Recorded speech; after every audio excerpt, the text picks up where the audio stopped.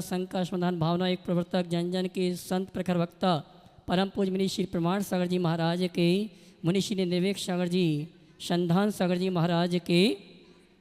चलते हैं प्रातःकालीन बेला में श्री आचार्य श्री विद्यासागर सभागार से परम पूज मुनि श्री के मंगल प्रवचन मंगल उद्बोधन का लाभ लें। उसके पूर्व धर्म प्रभाव समिति के साथ साथ सकल जैन समाज यहाँ पर उपस्थित समस्त श्रावक श्राविकाओं का हार्दिक अभिनंदन स्वागत करता है। और चलते हैं प्रवचन के पूर्व मांगलिक क्रिया के लिए मैं सम्मान सहित आमंत्रित करूँगा और मैं निवेदन करना चाहूँगा प्लीज़ मंच में जिनको नाम घोषित किया जाए वही मांगलिक क्रिया में आएंगे, शेष लोग यथा स्थान बैठ जाएंगे। ऐसी व्यवस्था से आप व्यवस्थित रहेंगे। और आइए आज की मांगलिक क्रिया संपन्न करने के लिए मैं सम्मान सहित आमंत्रित करूंगा हमारी धर्म प्रभावना समिति के महानिर्देशक और 9 रत्नों में प्रथम रत्न भरत कुसुम जी मोदी इंदौर पहुंचेंगे आज की मांगलिक क्रिया के लिए। और इसी क्रम में हमारे चातुर्मास महोत्सव के यजमान मुकेश जी पाटौदी सपरिवार पहुंचेंगे आज की मांगलिक क्रिया संपन्न करने के लिए। और साथ में भारतवर्षी खंडेलवाल दिगंबर जैन समाज महिला महासभा इंदौर की अध्यक्ष साधना दगड़े और संगीता बाकलीवाल ये भी पहुंचेंगी आज की मांगलिक क्रिया संपन्न करने के लिए। और सहयोग के लिए पहुंचेंगे हमारे योगेन जी और अशोक जी।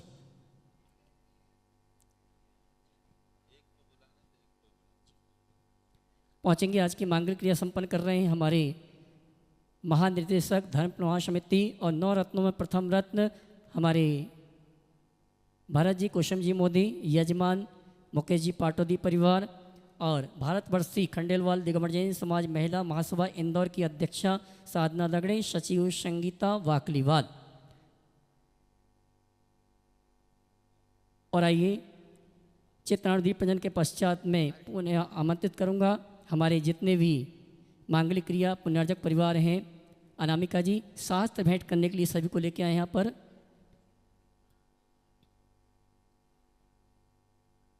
बाबू साहब आ जाना शास्त्र भेंट करने के लिए। कुसुम जी आ जाएं।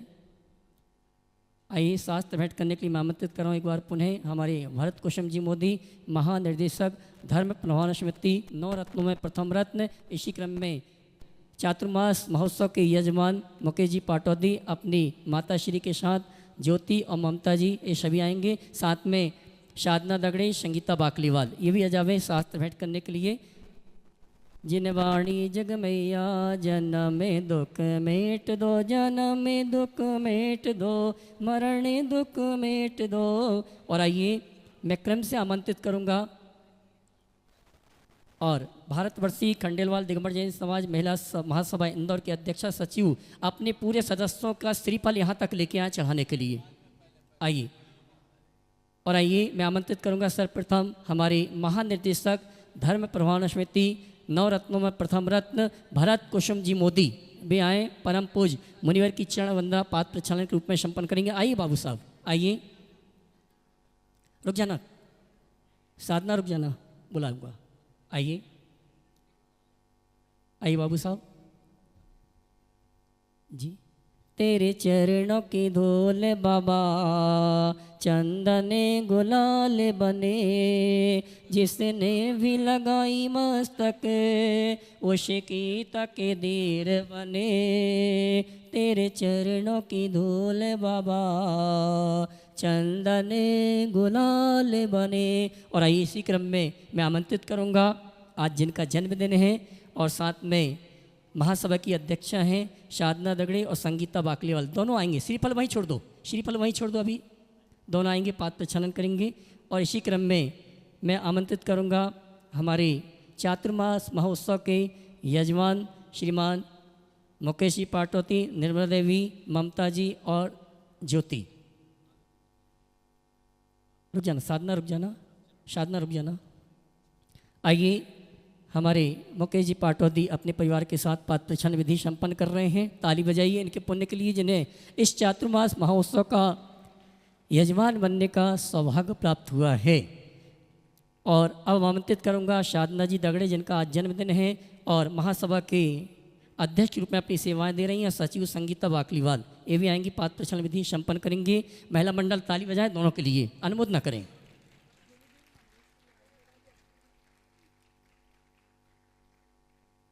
और आइए भारतवर्षी खंडेलवाल दिगंबर जैन महिला महासभा इंदौर के अध्यक्ष और सचिव पूरी महिलाओं की तरफ से श्रीफल समर्पित करेंगे परम पूज्य मुनिवर के श्री चरणों में।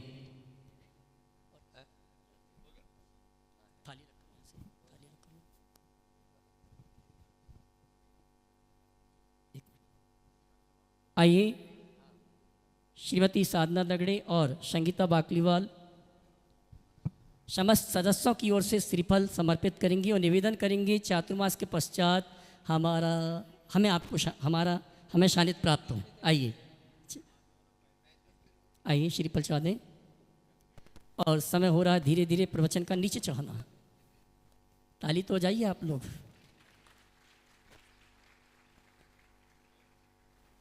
नीचे रख देना। विजय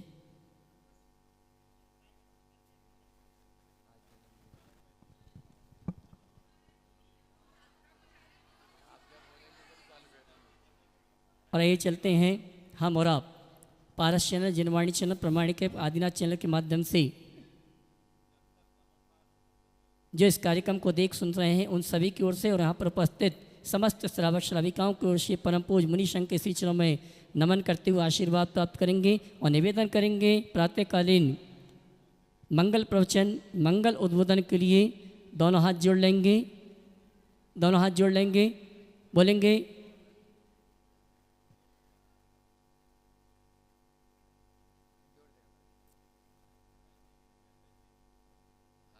एक में 33, एक में 35, एक में 34, दोनों घड़ी अलग 33, 34।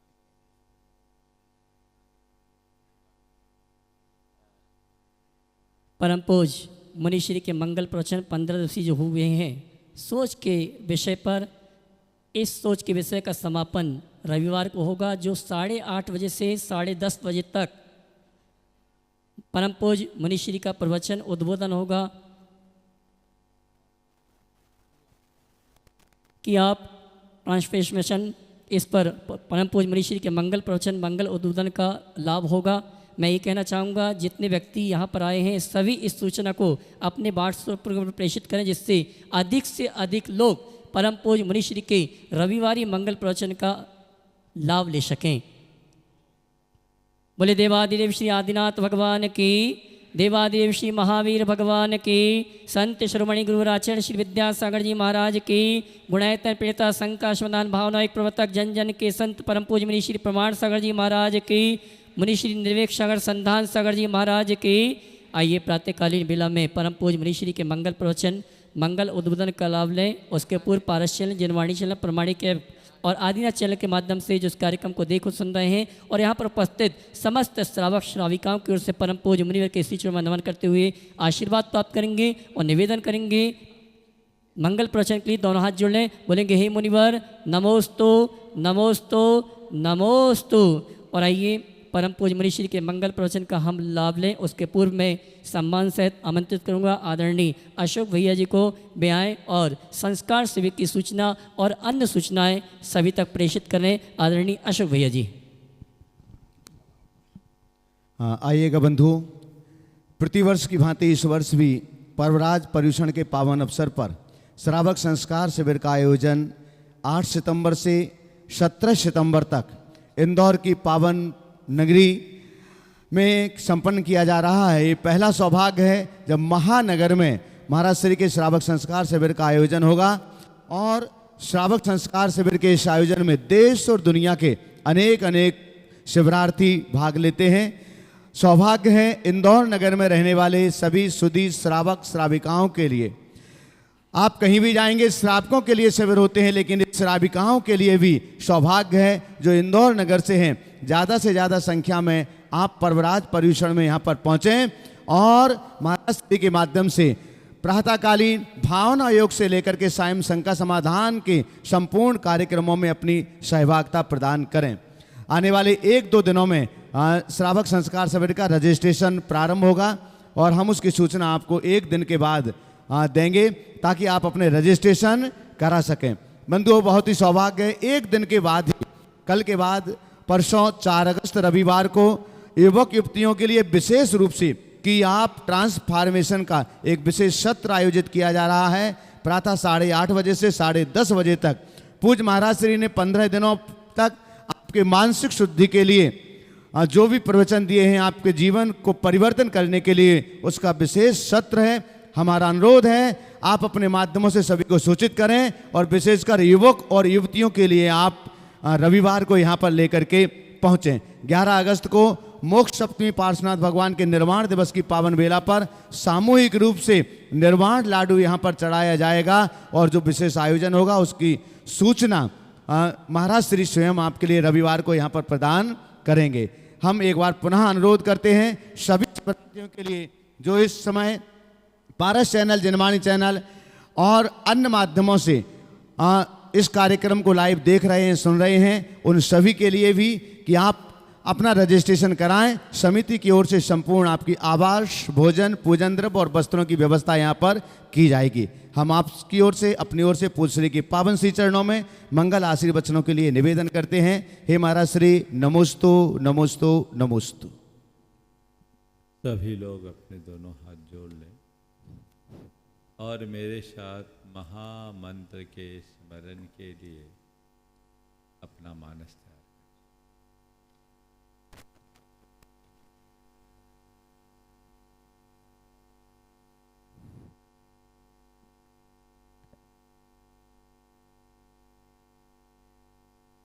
नमो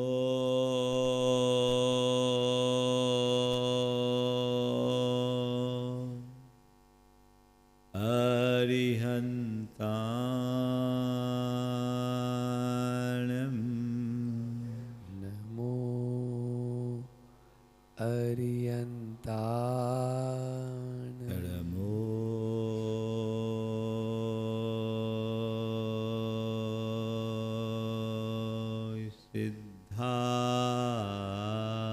सिद्धाणं नमो सिद्धाणं नमो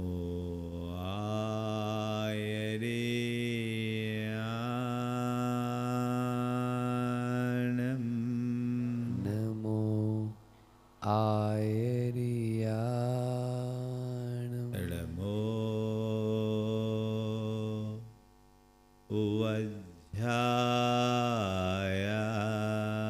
उवध्यायानं नमो उवज्जायाणं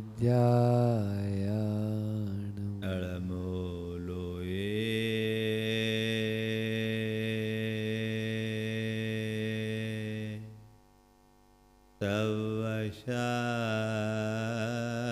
सवशाहुनं नमो लोई सव्यसाहुनं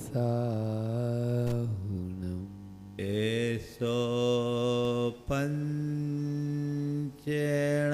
पञ्चेणमोयारो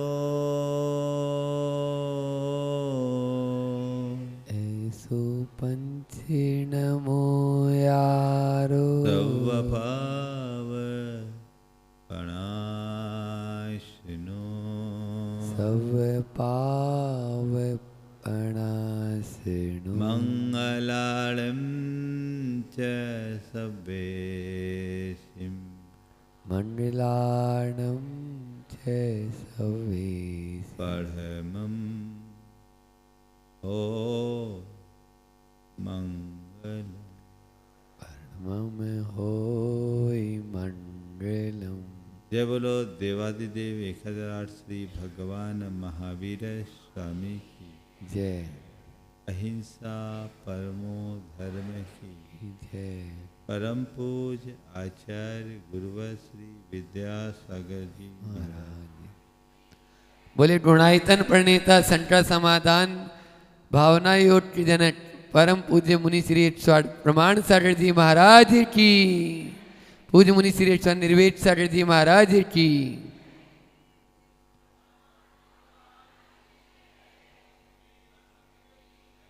एक स्थान पर एक मंदिर का निर्माण कार्य चल रहा था। सैकड़ों मजदूर काम में लगे हुए थे। तभी किसी संत का उधर से गुजरना हुआ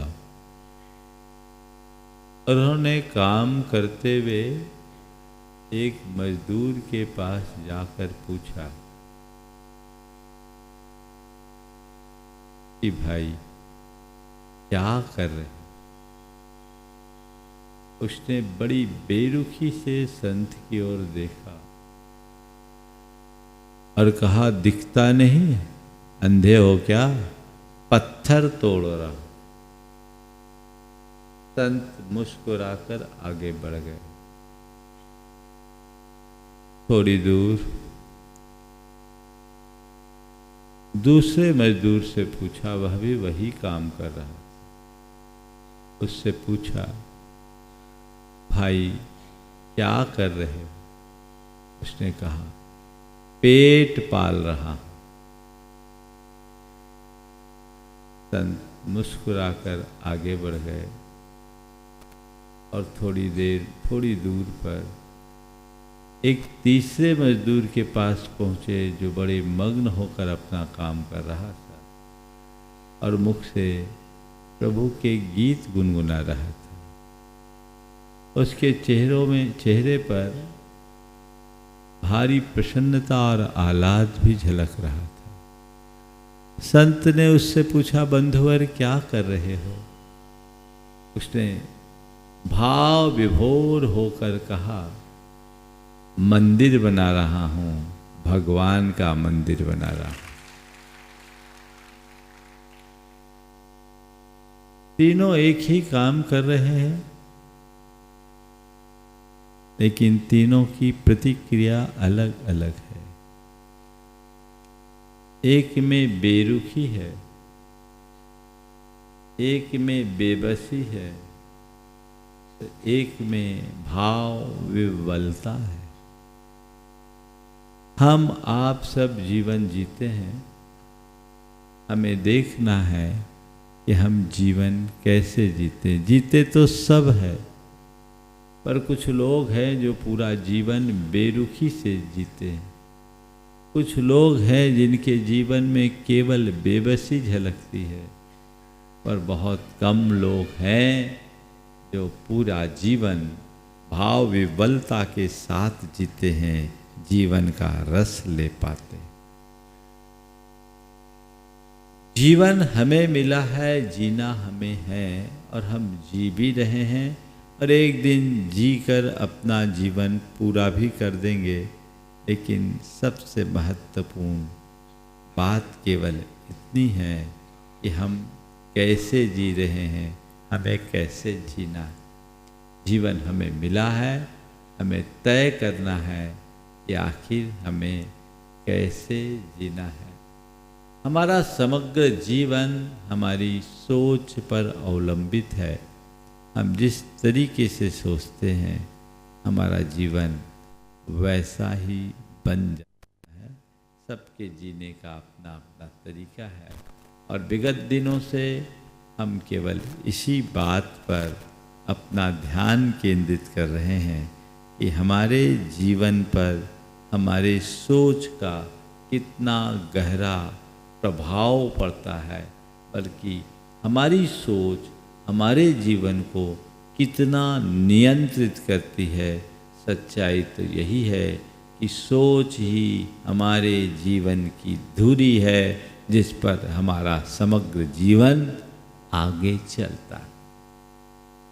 अपनी सोच में सकारात्मकता को विकसित करना है।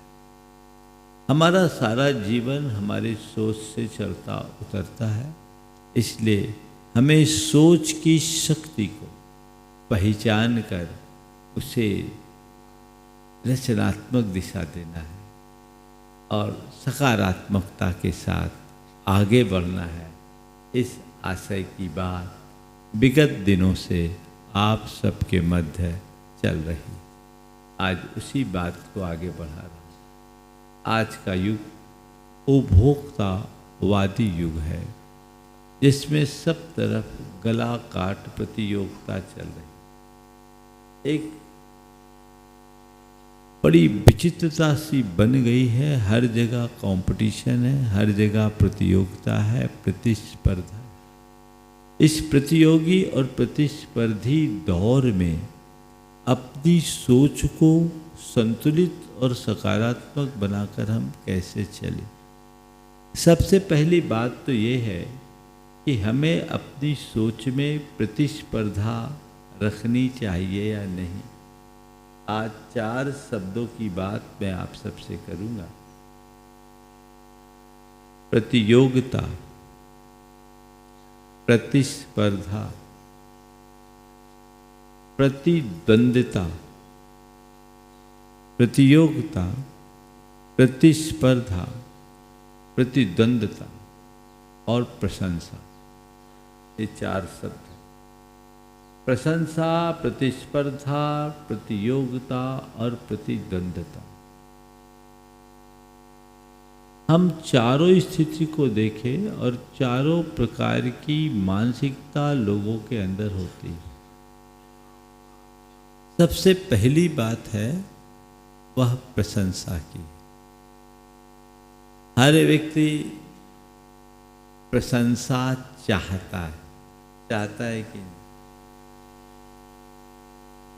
चाहता है कि मेरी सर्वत्र प्रशंसा हो। संत कहते हैं एक बात गांठ में बांध के रखो कि प्रशंसा चाहने से प्रशंसा कभी नहीं मिलती, और प्रशंसनीय कार्य करने वाला सतत प्रशंसित होता है। अपने मन से पूछो कि मैं प्रशंसा तो चाहता हूं, पर जो कुछ करता हूं उसमें कितना प्रशंसनीय है। कभी सोचा? प्रशंसा चाहने मात्र से क्या होगा? जो प्रशंसनीय कार्य करते हैं उनकी प्रशंसा अपने आप होती है, और जो केवल प्रशंसा के भूखे होते हैं लोक में उनकी आलोचना होती। और मैं आपसे कहता हूं प्रशंसा प्रिय है तो मैं आपसे सहमति देता हूं, आप एक काम कीजिए, औरों की प्रशंसा करने की आदत डाल दीजिए। जिसकी सोच सकारात्मक होती है वो औरों की प्रशंसा में कभी नहीं आघाता, और जिसकी सोच नकारात्मक होती है वो केवल खुद की प्रशंसा चाहता है। अगर आप औरों की प्रशंसा करने में तत्पर हो, आप औरों की प्रशंसा सुनने का भाव रखते हो, तो आप समझना आपके अंदर सकारात्मकता है।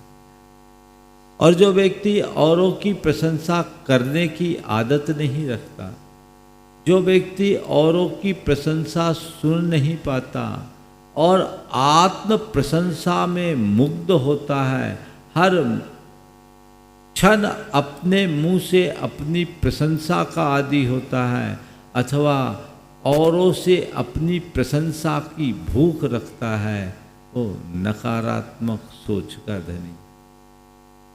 हमारे शास्त्रों में हमारी भावधारा को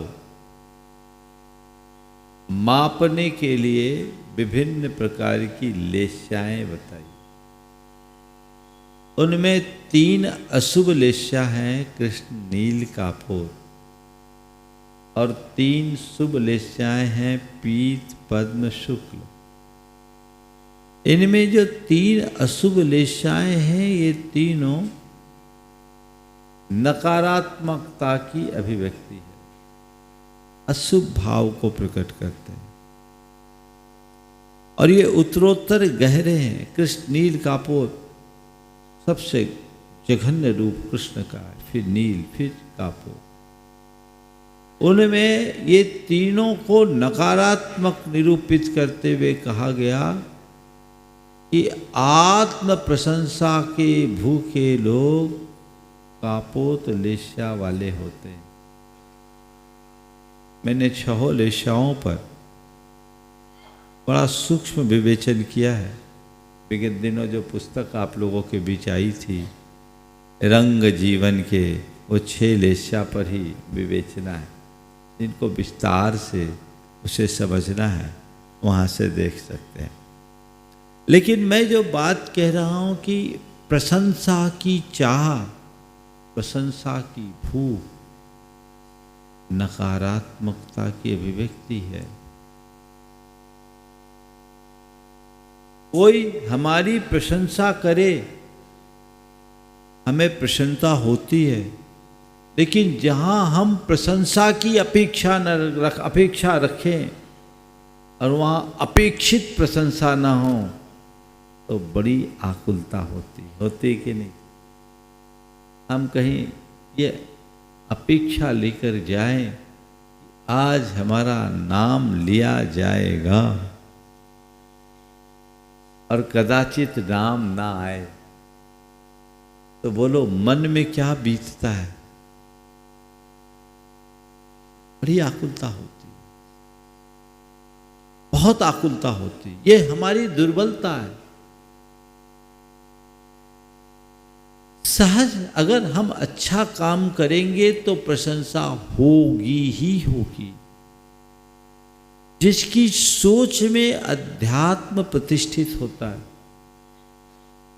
वो सदैव अच्छा कार्य करता है, लेकिन उसके फल की अपेक्षा नहीं रखता। आप सबसे मैं यही परामर्श देना चाहूंगा, ऐसा काम करो कि जग में नाम हो।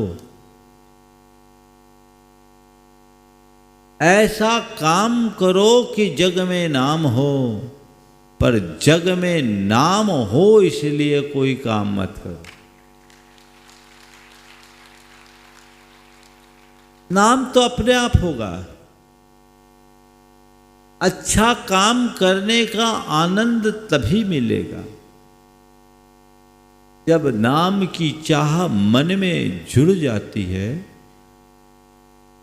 तो आनंद का जो स्वाद है वह भी फीका हो जाता है, क्योंकि कहीं ना कहीं कुछ ना कुछ हीनाधिकता होती।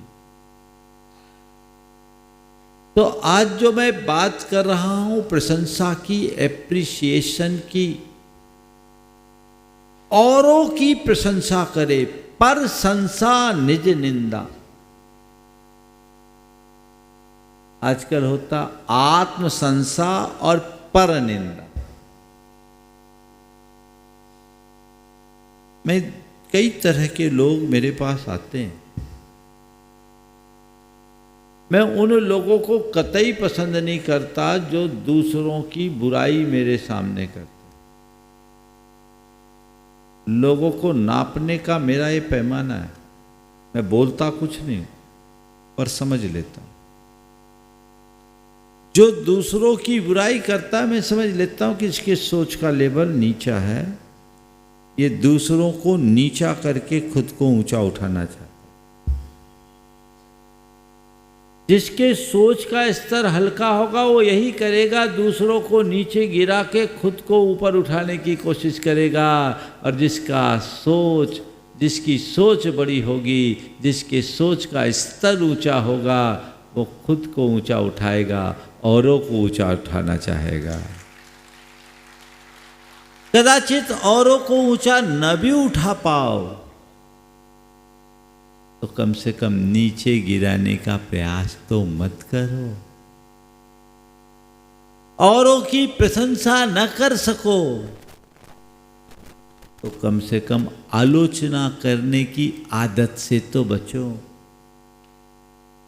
बुराई करने की प्रवृत्ति बड़ी हीन प्रवृत्ति से बचिए, क्रिटिसाइज से बचिए।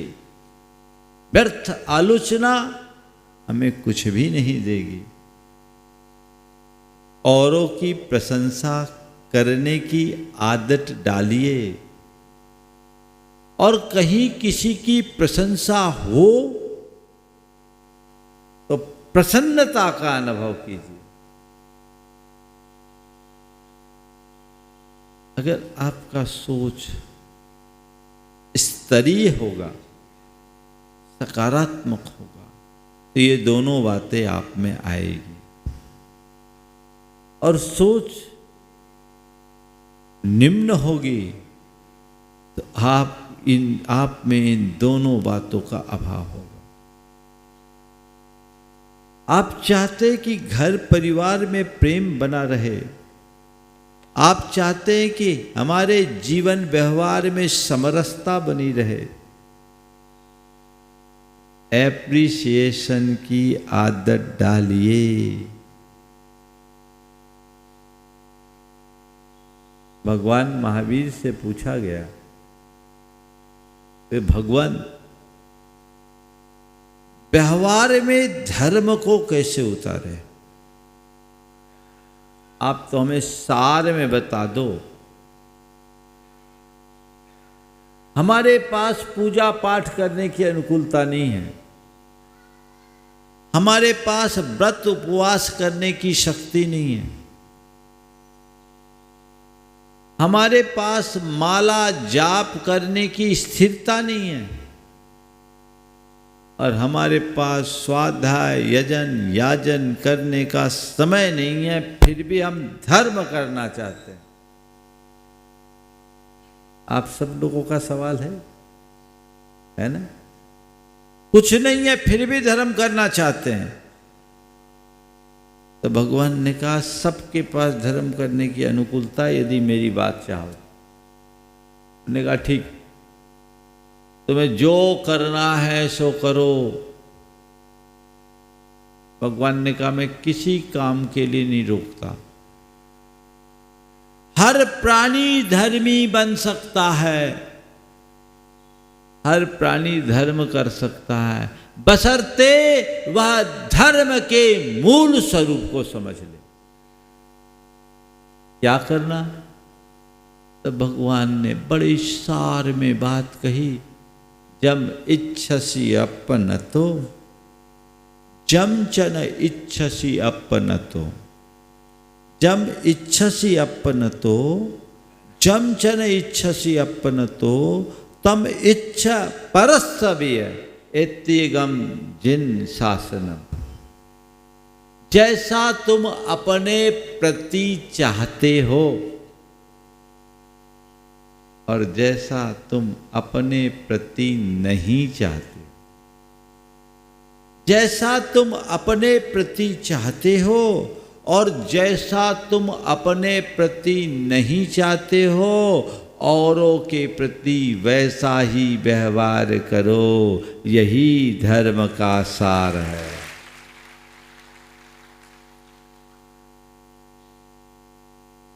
आप चाहते हो कि मेरी प्रशंसा हो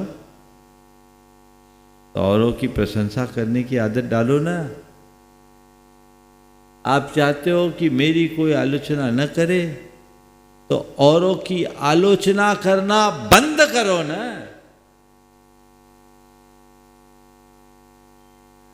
मतलब यदि आप अपने साथ जुड़े हुए लोगों के अच्छे कार्यों की प्रशंसा कर रहे हैं तो भगवान महावीर के कथनानुसार धर्म कर रहे हैं। क्या कर रहे हैं? समझ गए? जो मुझे मेरे लिए अच्छा लगता है ये मान करके चलो, सामने वाले को भी वही अच्छा लगता होगा, इसलिए मैं सामने वाले के साथ वैसा ही व्यवहार करूं। और सामने वाले का जो व्यवहार मुझे खराब लगता है तो तय मानो मेरा वह व्यवहार उसे भी खराब लगता होगा, इसलिए मुझे चाहिए कि मैं वैसे व्यवहार से बचूं। प्रशंसा प्रिय है तो औरों की प्रशंसा करने की आदत डालिए, और आलोचना अप्रिय है तो औरों की आलोचना या बुराई करने से बचिए। ये धर्म का पहला चरण है। जिसकी सोच का लेवल अच्छा होगा वो इसी तरीके से सोचेगा। घर परिवार में आप कोई भी अच्छा काम करे, उसकी आप प्रशंसा करते हो तो उसके हृदय में प्रसन्नता होती कि नहीं होती? और जब प्रसन्नता होती है तो प्रगाढ़ता बढ़ती है, प्रेम बढ़ता, आत्मीयता बढ़ती है और जीवन में समरसता आती है कि नहीं। और कोई खूब खटे और कोई प्रशंसा न हो तो उसके मन में कसक तो रहती ना। एक सज्जन मेरे पास आए, बड़े समाज सेवी, डायनामिक पर्सनालिटी के धनी, समाज में बड़ा नाम, समाज में बड़ा नाम, व्यापार व्यवसाय सब कुछ उसने बहुत अच्छा किया, पूरे परिवार को स्टेबल करने में उसका रोल, और समाज के हर कार्यों में बढ़ चढ़ कर के हिस्सा लेने वाला, भागीदारी करने वाला। उसने एक दिन भरी आंखों से मुझसे कहा, बोले महाराज पता नहीं मेरे कैसे कर्म का उदय, मेरे कैसे कर्म का उदय है, मैं रात दिन खटता हूं, एड़ी चोटी एक करता हूं महाराज, पूरी समाज मेरी प्रशंसा करता है, जितने साधु संत यहाँ आते सबका आशीर्वाद मुझे मिलता, आप जैसे संतों का भी मैं कृपा पात्र बना हूँ, आपका मुझ पर इतना विश्वास जमा है महाराज, इस सब चीज़ों की खुशी है। लेकिन महाराज मैं क्या बताऊँ, घर जाता हूँ ना तो घर में आज तक किसी ने भी मेरे किसी कार्य की प्रशंसा नहीं की। मैं तरसता हूँ कि घर में मेरी प्रशंसा क्यों नहीं। महाराज मेरे कौन से कर्म का उदय, आंखों में आंसू, उसके अंदर की पीड़ा को प्रकट करने वाले, सब में प्रशंसा और घर में प्रशंसा नहीं। और उसने बात करते हुए आगे कहा, ये सब करते हैं इसमें क्या बात, ये तो इनकी जिम्मेदारी है, बड़े हैं तो करना ही चाहिए। बोला महाराज ये सुन करके तो और तकलीफ होती। मैंने उसे समझाया कि भाई तुम इस बात को लेकर बिल्कुल भी परेशान मत हो, तुम जो कर रहे हो वो करते रहो। तुम ये सोचो कि आज मेरा इतना पुण्य का योग तो है कि मैं अच्छा कर पा रहा हूँ और मेरी अच्छाई को समाज आंक रही है, मुझे गुरुजनों का आशीर्वाद मिल रहा है। परिवार में यदि प्रशंसा नहीं हो रही है तो ये सोचो कि परिवार वाले मेरी प्रशंसा न करके मेरा भला कर रहे हैं, क्योंकि वे भी प्रशंसा करने लगे तो कहीं मेरे मन में अभिमान न आ जाए तो वो मुझे सावधान कर रहे हैं। ऐसी सोच बना लो और ये सोचो कि वो तुम्हें तुम्हारी कमियों का एहसास भी करा रहे हैं। कहीं ना कहीं मैं कमज़ोर हूँ, उसे तो मैंने समझा दिया, लेकिन जो वास्तविकता है उसे नकारा नहीं जा सकता। ऐसी स्थितियाँ कई लोगों के साथ होती है। तो मैं आपसे कहूँगा कि प्रशंसा की चाह मत रखो, लेकिन लोग प्रशंसा की चाह से मुक्त नहीं होते। इसलिए कोई भी प्रशंसनीय कार्य करे तो उसकी प्रशंसा में कोई कंजूसी मत करो। ये रास्तांगी का अच्छे से करिए, आगे बढ़िए। आज पश्चिम में इस बात पर बहुत काम हो रहा है और वो जीवन के रूपांतरण के लिए इनका प्रयोग कर रहे हैं। इसको वो लोग डिवाइन फॉरगिवनेस के नाम से बोलते हैं। हमारे यहाँ उत्तम क्षमा है। अब आजकल आपको उत्तम क्षमा कम पसंद आता है। डिवाइन फॉरगिवनेस कहते तो अच्छा लगता। अब क्या बोलूं, आप लोगों को हिंदी समझ में नहीं आती। उसमें पूरा एक प्रोग्रामिंग होता है। उसमें thanks giving, appreciation, smile giving और फॉरगिवनेस को प्रमुखता दी जाती है। बोले इससे हमारे रिलेशंस अच्छे होते हैं और सोच का लेवल अच्छा होता है, मन साफ और प्रसन्न होता है। ये चीजें क्या हम नहीं अपना सकते हैं? हमारे शास्त्रों में ये बात सदियों पूर्व से कही गई। सत्वेषु मैत्रीम गुणिषु प्रमोदम क्लिष्टेषु जीवेषु कृपा परत्वम माध्यस्थ भावम विपरीत वृत्तों सदा ममात्मा विदधातु देवै। रोज हम प्रार्थना में बोलते हैं कि नहीं? गुणिषु प्रमोदम, प्रमोद भाव है क्या? गुणी जनों को देख हृदय में मेरे प्रेम उमड़ा।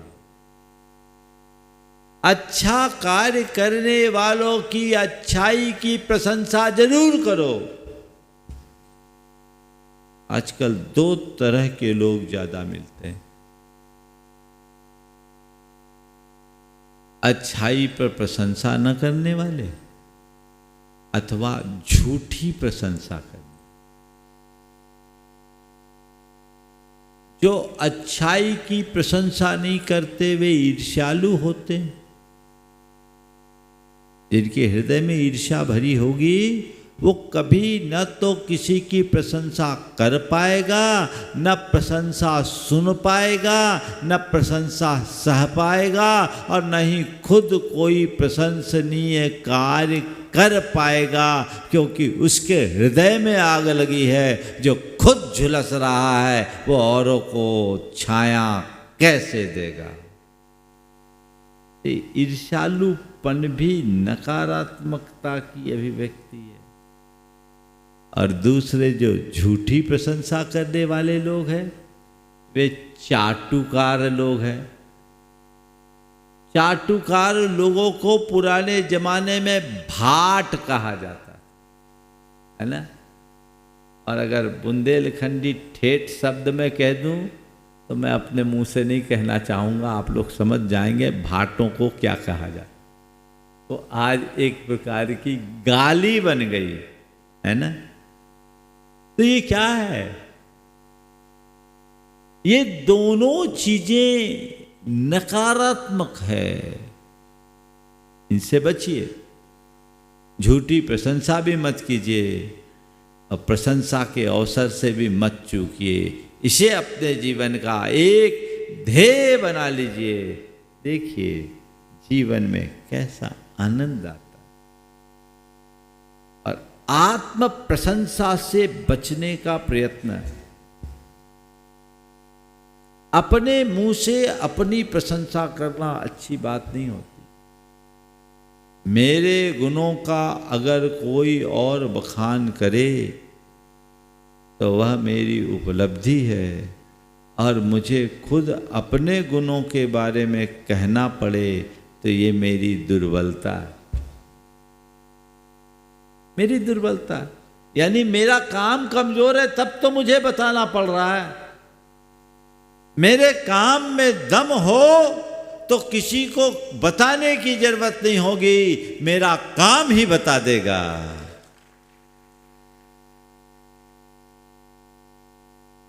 ये बात अपने जीवन में घटित करनी चाहिए।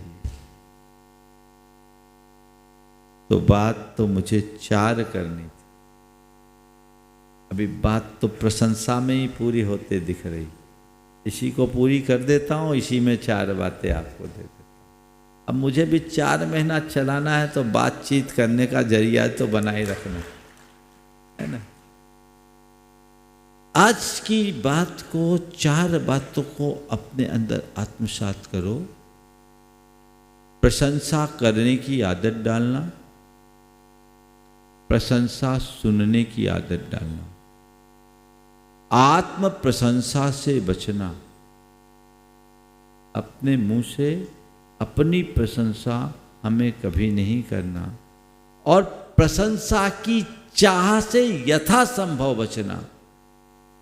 पर कदाचित ऐसा न कर पाए तो 4 बातें दूसरी ले लेना।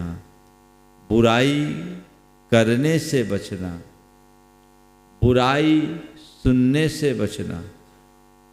किसकी? दूसरों की। बुराई करने से सुनना बचना, बुराई सुनने से बचना, और खुद की कोई बुराई करे तो उसे बुरा मत मानना, अपनी बुराई को सुनने की सामर्थ्य विकसित करना। यदि ये बातें जीवन में घट जाए तो जीवन का काया पलट है।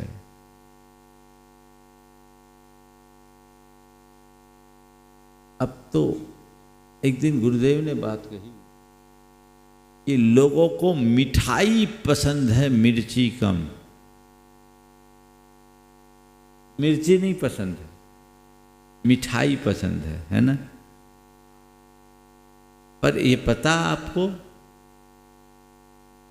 केवल मिठाई खाने से पेट नहीं भरता। होता है क्या बोलो? किसी को कितनी भी मिठाई कितनी भी पसंद हो, मिठाई के साथ कुछ नमकीन तो चाहिए ना, चाहिए कि नहीं चाहिए? और नमकीन में मिर्ची ना हो तो, और मैंने तो सुना मालवा वालों को मिर्ची ज़्यादा पसंद है। हाँ, पसंद है ना? मालवा और राजस्थान, हाँ, आजू बाजू है, मिर्ची पसंद है। मैं आपसे कहता हूँ, मिर्ची खाने में बुराई नहीं,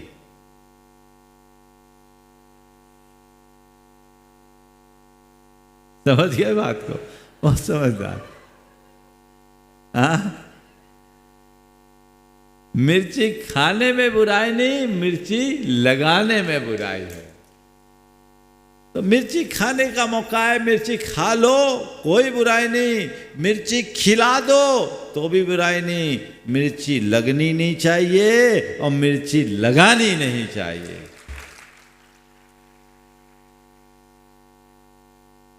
तो चीजें हैं। और बताऊं, मजा तो तब है जब तुम्हें कोई मिर्ची खिलाए भी ना। मजा तब है जब कोई तुम्हें मिर्ची खिलाए तो भी मिर्ची न लगे, तुम्हें प्रसन्नता की अनुभूति।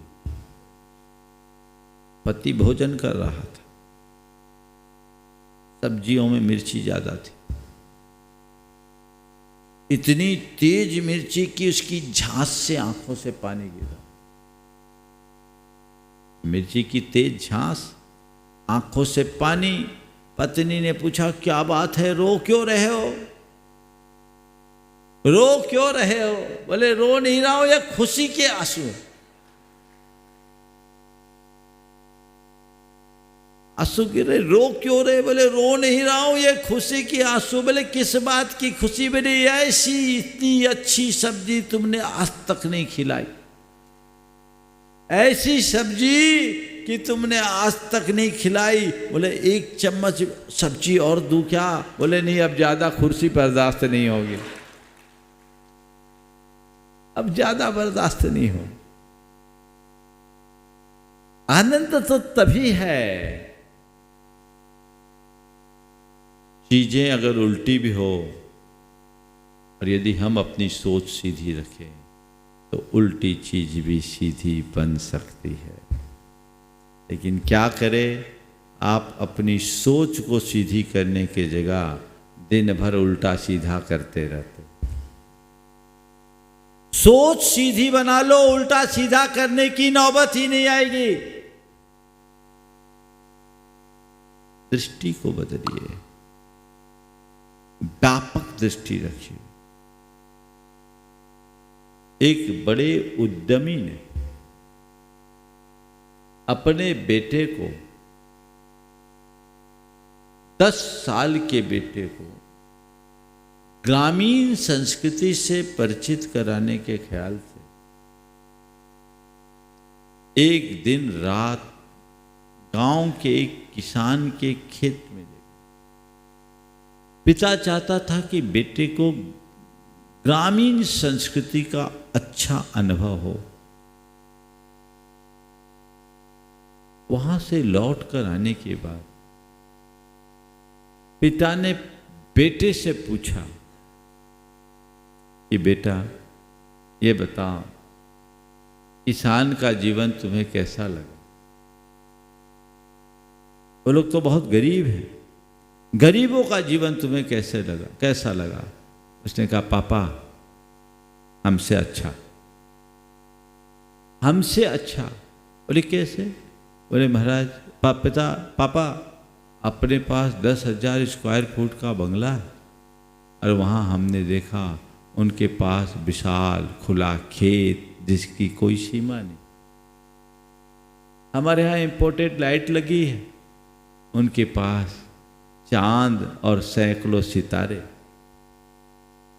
हमारे पास एक एल्सीशियन कुत्ता, और हमने देखा उनके यहाँ 5-7 कुत्ते थे। हमारे यहाँ एक छोटी सी स्विमिंग पूल, और उनके लिए नहाने के लिए लंबी सी नदी। हमारे लिए हमारे पापा केवल संडे को मिलते हैं, और उनके लिए उनके पापा 24 घंटे मिलते हैं। पापा, हमें तो ऐसा लगा कि हमसे कहीं ज़्यादा अच्छे वे हैं। पिता ने अपने बेटे की सकारात्मकता को देखकर उसे हृदय से लगा लिया और कहा, बेटा मुझे इस बात का फक्र है कि तेरे जैसा सकारात्मक बेटे का मैं पिता हूं।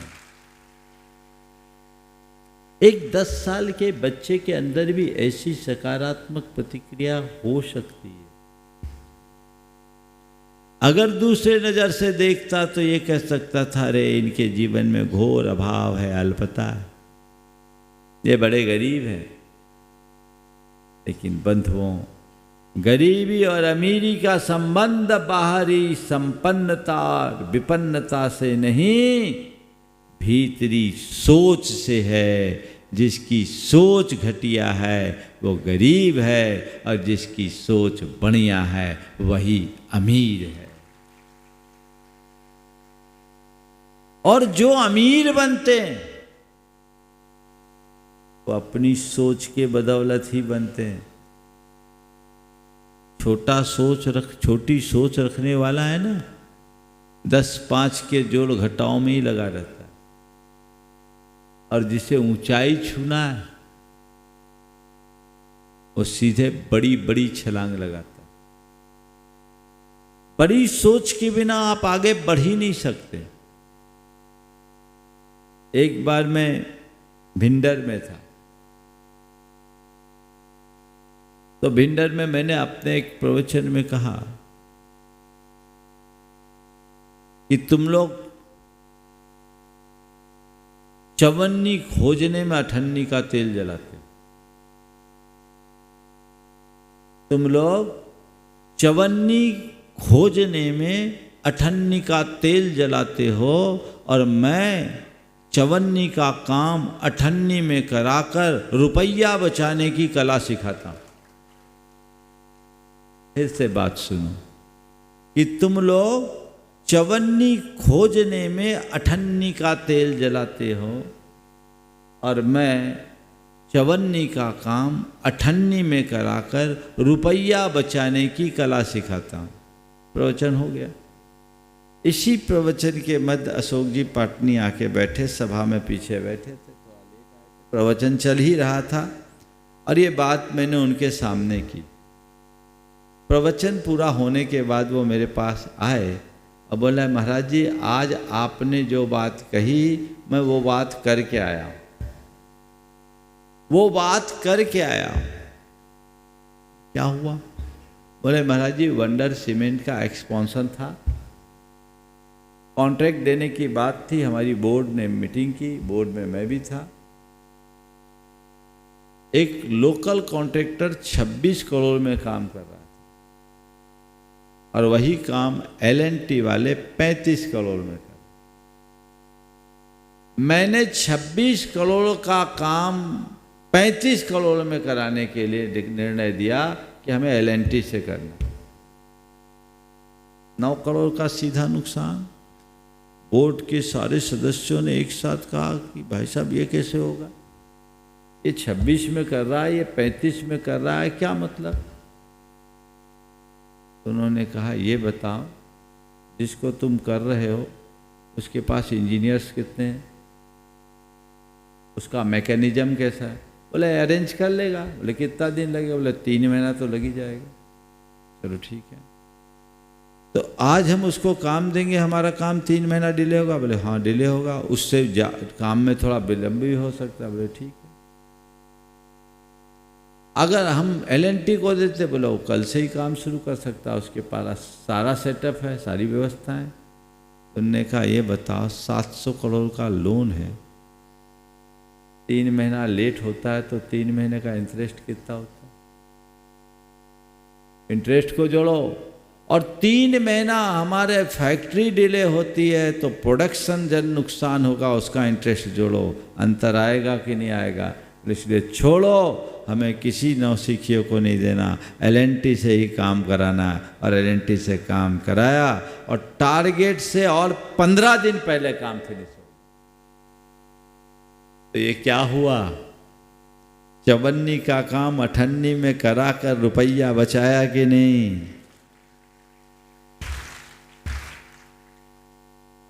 तो बस वही रुपया बचाओ, 54-58 में मत लगो, रुपया देखो। बात समझ में आ रही?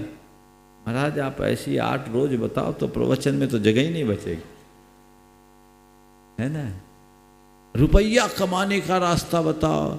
अरे भैया मैं रुपया कमाने का रास्ता नहीं, तुम्हारे जीवन को रुपया बनाने का रास्ता बताता हूं, है ना? अपने आप को पूर्ण बनाओ, आगे बढ़ने और बढ़ाने की कोशिश करो तो जीवन प्रशंसनीय होगा। बाकी बातें आगे चलेगी। आने वाले 4 तारीख को, परसों है ना, रविवार, परसों ये पूरे 15 दिन के प्रवचन का सार होगा जो एक वर्कशॉप में होगा। ये सूचना आप सब तक पहुंचा दे। रविवार है और प्रातःकाल 2 घंटे में हम कुछ ऐसा मंथन करेंगे जो हमारे जीवन को आगे बढ़ने के लिए एक बड़ा आधार बनेगा। आप सब समय पर आकर उसका लाभ ले ताकि जीवन में एक व्यापक परिवर्तन घटित किया जा सके। इसके साथ ही आने वाले 11 तारीख को भगवान पार्श्वनाथ के निर्वाण महामहोत्सव को हम एक अद्भुत तरीके से संपन्न कराएंगे, जिससे हमारे जीवन में एक नए महोत्सव की शुरुआत हो। और अभी जो आपको जानकारी दी गई, दशलक्षण में श्रावक संस्कार शिविर की कुछ तकनीकी कारण से रजिस्ट्रेशन अभी प्रारंभ नहीं हो पाया, लेकिन 1-2 दिन में हो। पर यहाँ मैनुअली तो आप रजिस्ट्रेशन कराने की व्यवस्था कल से शुरू कर सकते हैं। आप शुरू कर दीजिए। बाहर के लोग भी जो यहाँ आना चाहते हैं वे जब तक रजिस्ट्रेशन की प्रक्रिया सुलभ नहीं है तब तक अपनी सूचना गुणायतन के कार्यालय के माध्यम से प्रतिवर्ष की तरह दे सकते हैं। ये ऑप्शन रखें और ताकि उनकी सारी व्यवस्थाएं सुचारू कर दी जाए। मेरे ख्याल से रविवार तक सारी व्यवस्थाएं व्यवस्थित हो जाएगी। आप अपनी भागीदारी सुनिश्चित कीजिए। इंदौर के लोग बढ़ चढ़ करके उसमें हिस्सा ले और इस दशलक्षण को इस तरीके से अपनाएं कि हमारे जीवन में कुछ विलक्षणता घट सके। इस भाव के साथ समय आपका हो गया है। आज मैं अपनी वाणी को यहीं पर विराम दे रहा हूँ। बोलिए परम पूज्य आचार्य गुरुवर श्री विद्यासागर जी महाराज। जय जय जय। बोले परम पूज्य श्री प्रमाण सागर जी महाराज की। हाँ जी, सभी के लिए सूचना है। इंदौर वालों के लिए मैनुअली रजिस्ट्रेशन आज से प्रारंभ हो रहा है। जो भी संस्कार शिविर में अपनी उपस्थिति दर्ज कराना चाहते हैं, मात्र 5100 की राशि के माध्यम से आप अपना रजिस्ट्रेशन करवा सकते हैं। और जो ऑनलाइन रजिस्ट्रेशन करवाना चाहते हैं उनके लिए गुणायतन कार्यालय में आप सूचना देके आप रजिस्ट्रेशन